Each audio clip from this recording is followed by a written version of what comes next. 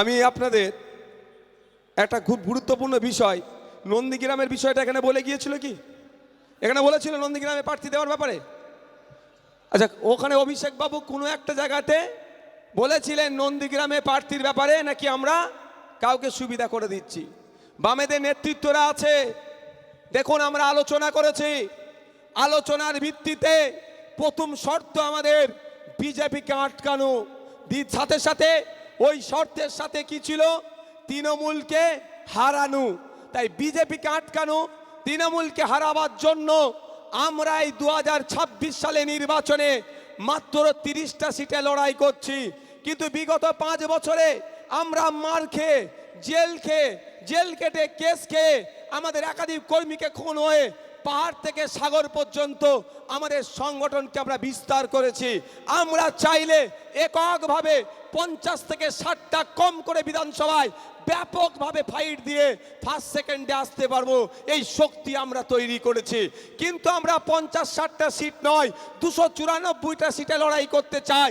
এই 294টা সিটে দুর্নীতিগ্রস্ত চোর তৃণমূলকে আটকাতে চাই এবং সাম্প্রদায়িক বিজেপিকে পরাস্ত করতে চাই। তাই সেই জন্য স্যাক্রিফাইস করে মাত্র 30টা সিটে আমরা দাঁড়িয়েছি। এই 30টা সিটে দাঁড়ানোর জন্য আমাদের পার্টির মধ্যেও অনেকে মনক্ষুণ্ণ হয়েছে, পার্টির একটু ক্ষতিও হয়েছে। কিন্তু পার্টির ক্ষতিটা আমার কাছে বড় কথা নয়। বাংলার না ক্ষতি হয়ে যায়, বাংলার নাগরিকের না ক্ষতি হয়ে যায়, সেটাই আমাদের পার্টির কাছে বড় বিবেচ্য। তাই বাংলার স্বার্থে, বাংলার নাগরিকের স্বার্থে আমরা 30টা সিটে নিজেদেরকে গুটিয়ে রেখে এই লড়াইয়ে নেমেছি। যে লড়াইয়ে জিততে হবে, এখানে কোনো জিতা ছাড়া কোনো অপশন নয়। বা ক্ষমতায় আসতে হবে, বাম আইএসএফ ক্ষমতায় আসছে, সেই লক্ষ্যে আমরা নেমেছি। তাই 30টা সিটের মধ্যে নন্দীগ্রামটাও আমাদের ভাগে আসে।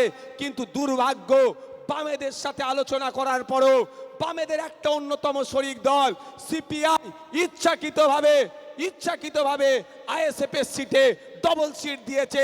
সুতরাং আপনারা মনে রাখবেন কথা, যে আইএসএফ নন্দীগ্রামে সিপিআই এর সিটের উপরে দেয়নি, বরঞ্চ নন্দীগ্রামটা আইএসএফ এর ভাগে পড়েছিল।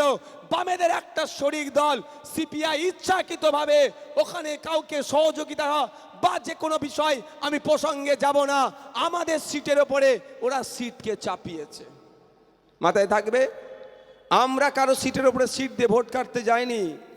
আমাদের ভাগের সিটে আমরা দিয়েছিলাম। 30টা সিটে আমাদের আলোচনা হয়েছিল। আমরা দেখেছেন 31টা কোনো জায়গায় প্রার্থী দিচ্ছে একটা এক্সট্রা, কেউ বলতে পারবে? কিন্তু আমাদের এইরকম 4টে সিটে প্রার্থী এক্সট্রা দিয়ে দিয়েছে বামেদের শরিক দল। কোথায়? একটা হচ্ছে নন্দীগ্রাম, একটা হচ্ছে খানাকুল। তাহলে বলতে পারে খানাকুলে কাউকে জিতাতে গেছি।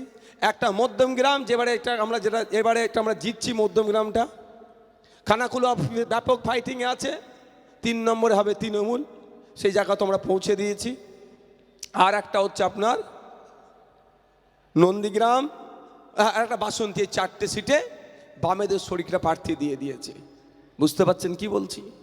আমরা কারো ঘাড়ে পা তুলিনি, কেউ আমাদেরকে ডিস্টার্ব করছে। শুধু তাই নয়, আপনি কুচবিহারে খোঁজ নিয়ে দেখুন, সিপিআইএম এর সিটে ফরওয়ার্ড ব্লক প্রার্থী দিয়েছে কুচবিহারে। এটা একটা বদমাইশ এটা করেছে। দেখ, এইগুলো আপনাদের ছোট ছোট বিষয়গুলো আপনাদেরকে ক্লিয়ার রাখতে হবে। আর একটা ছোট বিষয় হচ্ছে, এবারে ভাঙড়ে ইভিএম মেশিন কটা হবে আপনারা জানেন? জানেন সবাই? 2টো হবে তো। ভোটটা ক জায়গায় দিতে হবে? এক জায়গাতেই দিতে হবে।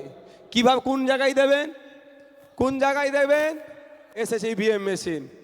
1, 2, 3, 4, 5 আমার নাম লেখা থাকবে, মোহাম্মদ নওশাদ সিদ্দিকী। তারপরে আমার ছবি থাকবে, তারপরে খামচিহ্ন থাকবে, তারপরে একটা সুইচ থাকবে। শুনতে পাচ্ছ আওয়াজ? এই আওয়াজ হবে মানে কাজ হয়ে গেছে। নটোরিয়াস ক্রিমিনালকে বিদায় দাও, এই আওয়াজ বলে দেবে। বুঝতে পেরেছো?